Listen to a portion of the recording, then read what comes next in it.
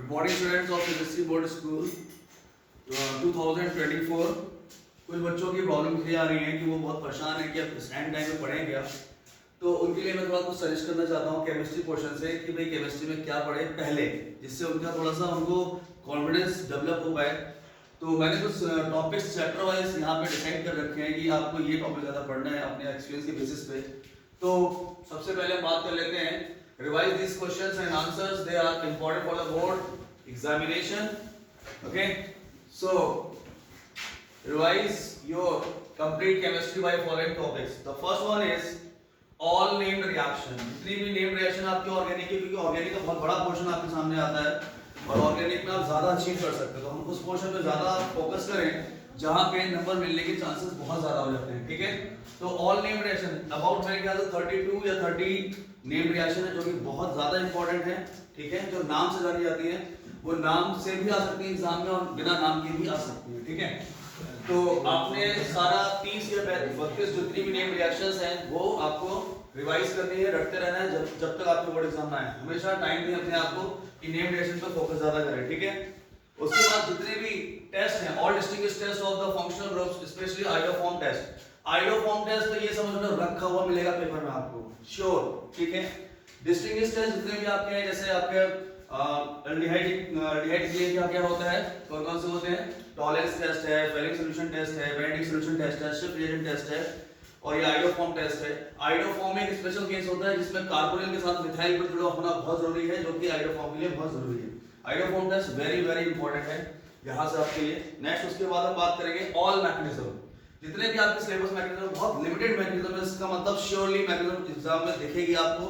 ठीक है, SN1 SN2 is the backbone of the first chapter, that is halogen and halogens, जिसमें आपने SN1 SN2 को पढ़ना ही पढ़ना है और इसके बेसिस पर रिएक्टिविटी ऑर्डर पे क्वेश्चन जरूर दिखेगा आपको। ठीक है, SN1 SN2 को मैक्सिमम पढ़ो और उसके कुछ क्वेश्चंस एनसीईआरटी बुक से या जो भी आपका सेंट्रल पेपर से उससे प्रैक्टिस करें और उसके बाद कुछ आपको क्वेश्चन दिखाई देंगे मार्कोनी के रूल के ऊपर, जिसमें पेरोक्साइड इफेक्ट नहीं काम करता। और ये सारे मार्कोनी रूल कहां लगते हैं, एल्कीन के केस में लगते हैं। ठीक है, एंटी मार्कोनी रूल भी लगता है, लेकिन ये लगता है कब, जब पेरोक्साइड प्रेजेंट होता है आपके पास। ठीक है, एक मैक्सिमम आपका प्रोटोनेशन डीप्रोटोनेशन है, इसमें भी आपको एसिडिक डिहाइड्रेशन करना है। ठीक, और प्रोटोनेशन डीप्रोटोनेशन में इस चीज का और फोकस करिएगा, जहां पे आपने एक रिएक्शन पढ़ी थी जिसमें 413 केल्विन टेंपरेचर पे और 443 केल्विन टेंपरेचर पे ये रिएक्शन आपकी हो रही थी। ठीक है, जिसमें एक में एल्कीन बनता है और एक में ईथर बनता है। ठीक है, वो रिएक्शन थोड़ी सी इंपॉर्टेंट है क्योंकि because of just temperature basis पे रिएक्शन के प्रोडक्ट्स चेंज हो जा रहे हैं, इसलिए वो वेरी इंपॉर्टेंट है। क्योंकि उसमें टेंपरेचर चेंज क्यों हुआ, सॉरी टेंपरेचर चेंज होने से क्यों प्रोडक्ट बन रहा है, ये चीज डिस्टिंग्विश नहीं हो पा रही है। उसके लिए मैंने कुछ अपने कुछ और भी वीडियोस बनाए हैं जिसमें आप वो देख सकते हैं। ठीक है, नेक्स्ट अगला है आपका formation of hemiacetal, very important topic. Formation of hemiacetal थोड़ा सा डिफरेंट कंपाउंड बनता है ये आपके केमिस्ट्री में। Formation of hemiacetal and ketal and hemiketal and ketal, जिसमें कि आप ये चीज ये टॉपिक आपको कहां मिलेगा, कौन सा चैप्टर मिलेगा, aldehyde ketone and carboxylic chapter के आपको इसमें ये टॉपिक सी में मिल जाएगा। ठीक है, इसकी रिएक्शंस आप अच्छे से याद कर लीजिएगा। ठीक है, नेक्स्ट आपका formation of imine. Formation of imine, semicarbazone and carbylamine reaction. Semicarbazone तो लास्ट ईयर 2023 के पेपर में आपको दिखाई दिया है। इमाइन की फॉर्मेशन पढ़ना है आपको, सेमी कार्बाजोन कैसे बनता है, और ये बहुत ज्यादा फेमस रिएक्शन है अमाइन चैप्टर की, कार्बाइल अमाइन रिएक्शन। ठीक है, नेक्स्ट इसके बाद हम बात करेंगे बॉइलिंग पॉइंट के ऊपर बहुत क्वेश्चन आता है। बॉइलिंग पॉइंट के ऑर्डर ऑफ इंक्रीजिंग ऑर्डर में अरेंज करो, डिक्रीजिंग ऑर्डर में अरेंज करो, तो boiling point of alcohol question बहुत आते हैं। अब वो चाहे अल्कोहल का हो, ईथर का हो, अल्डिहाइड का हो, कीटोन्स का हो, आपको बॉइलिंग पॉइंट पे क्वेश्चन मिलेगा ही मिलेगा, ध्यान रखिएगा। ठीक है, आपको इन सब बातों को बहुत ज्यादा फोकस करना है, तभी आपके मार्क्स और अच्छे हो जाएंगे। ठीक है, next order of pK values. आपको अमाइंस के चैप्टर से बेसिक ऑर्डर पे क्वेश्चन बहुत मिलते हैं पीकेए, क्योंकि because pK is just inverse of the Ka value. Sorry, यहां पे ए लिख गया है, यहां पे पीके भी होगा क्योंकि बेसिक का ऑर्डर आपसे ज्यादा पूछता है। क्योंकि अमाइन का जो केस आपको मिलेगा वो पीकेए नहीं मिलेगा, ये गलत हो गया है, पीके भी मिलेगा। ठीक है, पीके भी, यहां पे आप इसको पीके भी कर लें। ठीक है, तो आपको बेसिक ऑर्डर आपको अमाइंस में बहुत ज्यादा अच्छे से पढ़ के जाना है। ठीक है, नेक्स्ट, और इसमें भी आपको दो चीजें दी होंगी, या तो एक्वस मीडियम में दिया होगा ये बेसिक ऑर्डर, या फिर गैसियस मीडियम में दिया होगा। और अगर उसने क्वेश्चन में नहीं लिखा है कि गैसियस मीडियम में है या एक्वस मीडियम में, सीधा क्वेश्चन पुट अप कर दिया कि भाई इसको अरेंज करो बेसिक ऑर्डर या इंक्रीजिंग ऑर्डर और बेसिक स्ट्रेंथ में अरेंज करो, तो आप गैसियस वाले को ऑप्ट करेंगे, गैसियस वाले को ऑप्ट करेंगे। बात समझ में आ रही है? एक्वस होगा, अगर एक्वस होगा तो वो मेंशन करेगा कि मुझे एक्वस मान से चाहिए होगा। यहाँ पे आपका सॉल्वेशन इफेक्ट और स्टेरिक इफेक्ट बहुत ज्यादा मायने रखता है, ठीक है। Next, basics characters order of amines. जितने भी बेसिक कैरेक्टर है जो मैंने अभी बात आपसे बताई वही चीज की बात कर रहे हैं। Basic character order of amines very मैंने आपको ज्यादा ही जोर दे दिया है, वेरी इंपॉर्टेंट, मतलब ये आपको क्वेश्चन दिखाई देगा पेपर में, दैट शो। नेक्स्ट, अगला है आपका revise first and second order, revise first and second order units. देखो ये तो रट्टाफिकेशन वाला सीन है, आपको यहाँ पे आपके सिलेबस में first and second order chemical kinetics में है, फर्स्ट एंड सेकंड ऑर्डर के क्वेश्चंस आएंगे, तो यूनिट आपको जरूर मिलेगा, कम से कम एक नंबर यहां से सिक्योर हो जाएगा, ठीक है। फ्रॉम बायोमोलिक्यूल्स, बायोमोलिक्यूल्स की हम बात करते हैं तो बायोमोलिक्यूल्स में आपको इनवर्ट शुगर की डेफिनेशन विद एग्जांपल लिख के आना है, इनवर्ट शुगर विद डेफिनेशन लिख के आना है, और रिड्यूसिंग शुगर या definition and two example of each, हर चीज का दो एग्जांपल याद करके आना है क्योंकि एग्जांपल जरूर पूछना है आपसे, ठीक है।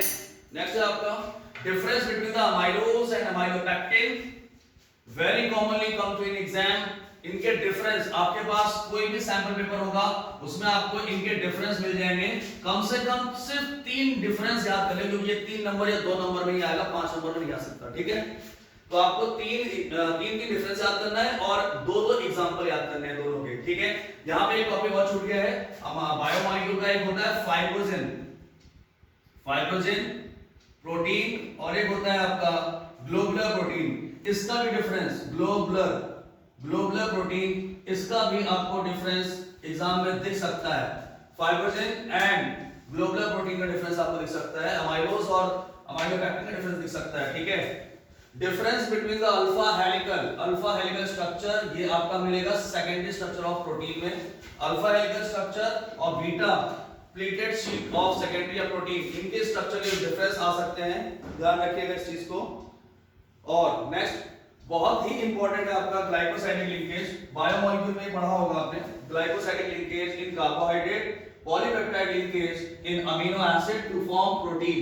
आपको जितने भी लिंकेज हैं सिर्फ 3 लिंकेज है बेटा, ग्लाइकोसाइडिक लिंकेज समझना है, ये कार्बोहाइड्रेट को होता है, पॉलीपेप्टाइड लिंकेज ये अमीनो एसिड्स को जोड़ता है, और फॉस्फोडाइस्टर लिंकेज ये न्यूक्लिक एसिड को जोड़ता है। तो ये 3 लिंकेज आपको याद होने चाहिए, इनमें से इसके चांसेस ज्यादा है आने के, ध्यान रखिए, लेकिन तीनों पता हो ज्यादा अच्छी बात है, इसके चांसेस ज्यादा है आने के, ठीक है, इसके और इसके, तो ध्यान रखिएगा क्योंकि ये जो टॉपिक आएगा इससे यहाँ पे डीएनए का क्वेश्चन ज्यादा पूछ लेते हैं, डीएनए, ठीक है, क्लियर। तो डीएनए भी अच्छे से पढ़ के जाना है आपको। नेक्स्ट कोऑर्डिनेशन कंपाउंड पे जाते हैं, तो कोऑर्डिनेशन कंपाउंड जो कि क्लास 12 का आपका लास्ट चैप्टर है फर्स्ट बुक का, कोऑर्डिनेशन कंपाउंड में आपको सीएफएससी थ्योरी पे ज्यादा फोकस करना है, सीएफएससी से ही सब कुछ आता है, और एक टॉपिक आपका आइसोमेरिज्म है, वहां से सब कुछ आ जाता है, आइसोमेरिज्म पे भी आपको लिंकेज आइसोमेरिज्म पे ज्यादा फोकस करना है, लिंकेज आइसोमर्स पे ज्यादा फोकस करना है, और दूसरा है आयोनाइजेशन आइसोमेरिज्म पे ज्यादा फोकस करना है, ठीक है। तो इसमें सीएफएससी से क्वेश्चन क्या पूछता है, आपसे कोई भी कंपाउंड दे देगा, ज्योमेट्रिकल कंपाउंड को भी देगा, सॉरी कोऑर्डिनेशन कंपाउंड को भी दे देगा, उसमें ज्योमेट्री पूछेगा, हाइब्रिडेशन पूछेगा, शेप पूछेगा, और मैग्नेटिक बिहेवियर तक पूछ सकता है, मतलब जिसमें μ √रूट में n * n+2 वाला फॉर्मूला आप लगाते थे वो वाला फॉर्मूला रहेगा, ठीक है। और ये सीएफएससी का बिल्कुल कोर कंटेंट है, यहां से आपको एग्जाम में क्वेश्चन जरूर देखेगा, जिसके लिए आपको लिगेंड्स के बारे में बहुत अच्छे से नॉलेज होनी चाहिए, strong ligand, week ligand, forcefully pairing होगी या नहीं होगी, ये सब बातें पता होनी चाहिए, ठीक है। नेक्स्ट आगे देखते हैं, अगला टॉपिक हमारा नॉमेनक्लेचर ऑफ कोऑर्डिनेशन कंपाउंड। एक नंबर बिल्कुल श्योर है, नॉमेनक्लेचर आपका पक्का आएगा कोऑर्डिनेशन से, नॉमेनक्लेचर, ठीक है, नॉमेनक्लेचर ऑफ कोऑर्डिनेशन कंपाउंड, ध्यान रखिएगा। अगर आपने नॉमेनक्लेचर नहीं पढ़ा तो एक नंबर आपका बिल्कुल कम हो चुका होगा, ध्यान रखिएगा, ठीक है। नेक्स्ट इलेक्ट्रोकेमिस्ट्री की बात कर लेते हैं। इलेक्ट्रोकेमिस्ट्री में आपको molar conductivity on dilution, calculate EMF of the cell. अब यहाँ पे मैंने लिमिटेड के टॉपिक क्यों रखे, क्योंकि रट्टा फिक्स वाले सीन है, यहाँ पे ईएमएफ वाला आपको क्वेश्चन जरूर मिलेगा, पक्का मिलेगा। ईएमएफ जिसमें आप निकालते हो EMF is equal to E cathode minus E anode, यहाँ पे आपको क्वेश्चन ध्यान रखना है इस चीज का, ठीक है। यहाँ पे एक न्यूमेरिकल क्वेश्चन इससे जरूर मिलेगा आपको, ठीक है, 3 मार्क्स का क्वेश्चन आएगा यहाँ पे इस तरह का क्वेश्चन, ठीक। और इसमें आपको कोलोरॉस लॉ पढ़ना है और फैराडे लॉ पढ़ना है, ठीक है, फैराडे लॉ पढ़ना है, कोरॉस लॉ पढ़ना है और नर्स्ट इक्वेशन पढ़नी है। नर्स्ट इक्वेशन पे आपको क्वेश्चन मिल सकते हैं, क्वेश्चन मिल जाएंगे आपको, ठीक है। तो ये आपका मोलर कंडक्टिविटी और डाइल्यूशन, क्या वेरिएशन आता है कंडक्टिविटी का, वो डाइल्यूशन करने पे calculate of EMF of the cell, Kohlrausch law आ सकता है, फैराडे लॉ आ सकता है, नर्स्ट इक्वेशन आ सकता है। And the last one is lead storage battery का नाम सुना होगा आपने। लेड स्टोरेज बैटरी में आपकी एनोड और कैथोड की रिएक्शन रट के जाओ, बस एनोड और कैथोड की रिएक्शन रट के जाओ, यहां से आपको क्वेश्चन दिख सकते हैं। और ये पूछ सकता है कि लेड स्टोरेज बैटरी को रिचार्ज जब करते हैं तो उसकी रिएक्शन क्या होती है, रिचार्जिंग की रिएक्शन क्या होती है, जब रिचार्ज करते हैं तो उसकी रिएक्शन क्या होगी, वो पूछ सकता है, ठीक है। And the last topic that is fuel cell, just read it very carefully. Fuel cell is the most coming topic in the exam. Fuel cell बहुत पूछता है, विद एग्जांपल आप इसको याद करके जाएंगे, ठीक है। नेक्स्ट नोमेनक्लेचर में आपका एक फॉर्मूला है जो मैं आपको बता रहा हूं कोऑर्डिनेशन का, वो है NiCO का होल 4। NiCO का whole 4 is the most common coming in the exam. ये समझ में मैंने आज हिंदी तक में लिख रखा है, जरूर देख कर जाइएगा, ठीक है। Nickel with the cobalt carbon monoxide, ये वाला कंपाउंड बहुत इंपॉर्टेंट है। इसकी ज्योमेट्री, इसका क्या कहते हैं शेप, इसकी हाइब्रिडाइजेशन और इसका म्यू वैल्यू कितना होगा, ये सब चीजें पढ़ के जाइएगा, बहुत ज्यादा इंपॉर्टेंट है ये, ठीक है। नेक्स्ट हेनरी लॉ एक थ्योरेटिकल क्वेश्चन हो सकता है, हेनरी लॉ की एप्लीकेशन पूछ सकते हैं, Henry law with the formula and application from the solution chapter, ठीक है।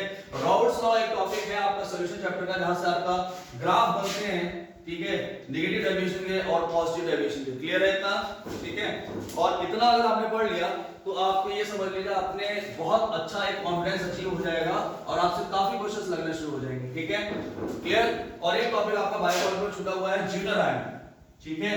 ज्यूटर आयन जो है ये ज्यादातर मिल जाएगा आपको, 1 मार्क्स पे मिल सकता है ये क्वेश्चन, 1 मार्क्स का क्वेश्चन मिल सकता है ज्यूटर आयन, ठीक है। ये अमीनो एसिड्स का ज्यूटर आयन बनता है, बायोमॉलिक्यूलर टॉपिक है ये, ठीक है, क्लियर। इतना आप कर लेंगे तो देन मुझे ये लगता है कि आप ज्यादा अच्छा स्कोर कर लेंगे। इन ज्यादा टॉपिक्स पर फोकस करना है आपको, बहुत ज्यादा पैनिक होने की जरूरत नहीं है, चीजों को सिस्टमैटिक करना शुरू करो, एक तरफ से पढ़ना शुरू करो, पहले ऑर्गेनिक पर फोकस करो, फिर आप अपने फिजिकल पार्ट पे जाना जहां पे न्यूमेरिकल की प्रैक्टिस बहुत जरूरी होती है, ठीक है।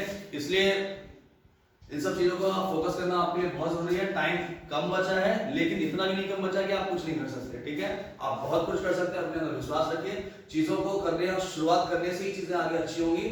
आप ऐसे सोचते रहेंगे क्या करें तो बिल्कुल कुछ नहीं होने वाला, ठीक है। तो एक नई एनर्जी के साथ चीजों को शुरू कर दो, बिल्कुल टाइम कम बचा है, 27 फरवरी 2024 को आपका बोर्ड एग्जाम है केमिस्ट्री का, बिल्कुल रेडी हो जाए, बिल्कुल, ठीक है।